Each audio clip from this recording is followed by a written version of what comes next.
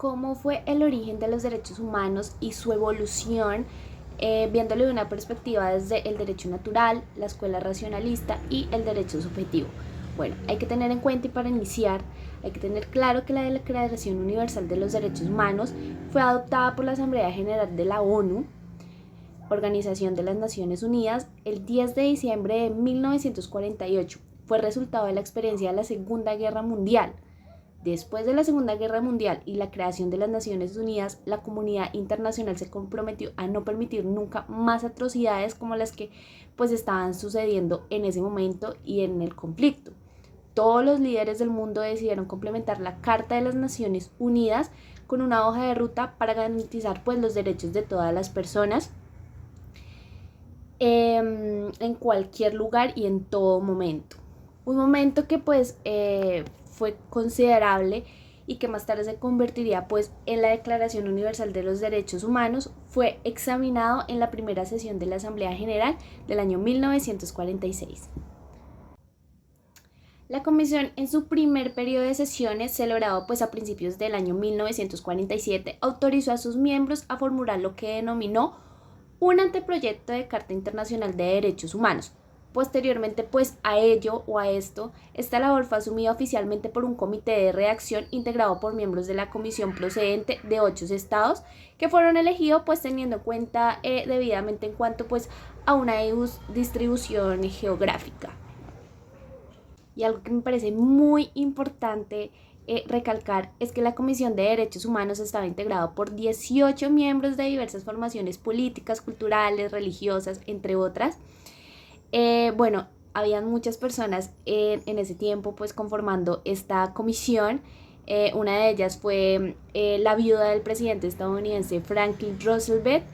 Ella presidió pues este comité de redacción. Junto a ella se encontraba René Bastien de Francia, quien pues fue el que redactó el primer proyecto de la declaración, el relator de la comisión Charles Milk del Líbano, el vicepresidente Pen Chun-chan de China y el director de la División de los Derechos Humanos de las Naciones Unidas, John Humphrey. Bueno, pero de todos ellos, Eleanor Roosevelt fue sin duda la gran impulsora pues de la aprobación de esta declaración. Y para finalizar este maravilloso origen de los derechos internacionales humanitarios, el primer proyecto de la declaración se propuso en septiembre del año 1948 y más de 50 estados miembros pues participaron en la redacción final.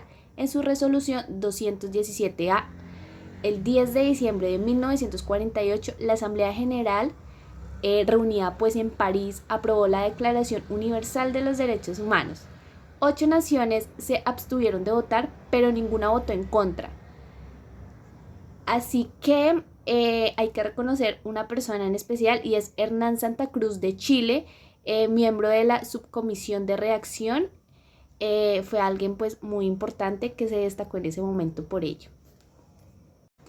Ahora bien, los derechos humanos son una especie del género de derecho subjetivo. Son los derechos subjetivos que caben a cada ser humano en virtud de su humanidad. Aunque pues la tesis suene algo trivial, ella trasciende al horizonte de la moderna ciencia del derecho llamada dogmática jurídica, que es formada a partir de la tradición del derecho privado. Bueno, tal inadecuación de la dogmática jurídica se debe, pues, en primer lugar, al hecho de que ella, pues, se dedica a la sistematización de un ordenamiento jurídico positivo. De ese modo, pues, ella se esfuerza como por determinar derechos subjetivos a partir de estatutos jurídicos, de actos jurídicos, de negocios jurídicos, y de hechos jurídicos. Pues dichos conceptos adquieren su significación en el interior de un ordenamiento jurídico, pues que es en particular. De acuerdo a lo anterior, podemos hablar un poco sobre la concepción naturalista, que pues hunde sus raíces en la filosofía política moderna, en donde se sigue el sendero desbrozado por John Locke, que en su segundo tratado sobre el gobierno civil, él pues habla, o bueno, se hablaba en ese tiempo, que los autores naturalistas conciben los derechos humanos como derechos naturales. Entonces, desde esta perspectiva, los derechos naturales se definen por las siguientes características que las nombraré rápidamente. Primero, que son derechos de los que gozamos por el mero hecho de ser seres humanos. Segundo, son derechos que preservan ciertos intereses fundamentales de la persona humana. También pues son derechos que protegen los intereses fundamentales de la persona humana contra la actividad de cualquier otro agente, y son derechos universales pues aplicables en todo el tiempo, en todo lugar. Entonces pues por lo tanto disfrutamos de su protección, e incluso en un estado pues hipotético de la naturaleza en el que no hubieran instituciones políticas. Bueno, y para finalizar, hablemos un poco de la escuela del derecho racional. Para entender qué engloba la escuela del derecho racional, también llamada pues escuela formal del derecho, debemos empezar por la definición de qué es el racionalismo. Entonces, lo cual consiste en una corriente filosófica que versa sobre un nuevo método de razonamiento y la reflexión que es extraído de las matemáticas y de las ciencias empíricas, aplicando pues a todo proceso de pensamiento cultural, incluida la filosofía en general, así como la filosofía jurídica y la filosofía jurídica.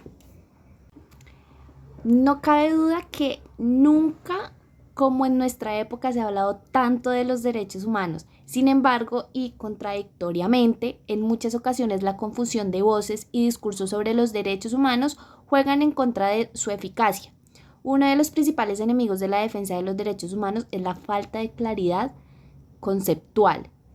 Se afirma, por ejemplo, que los derechos humanos son derechos naturales.